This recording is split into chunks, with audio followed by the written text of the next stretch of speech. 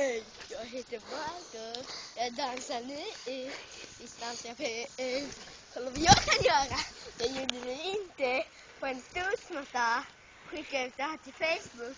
Snäll. Du ska inte göra det. Du är så himla dum. Är jag dum i huvudet? Förresten, jag är en kändis ibland. Haha. Okej, boom! Ja, va? Nu.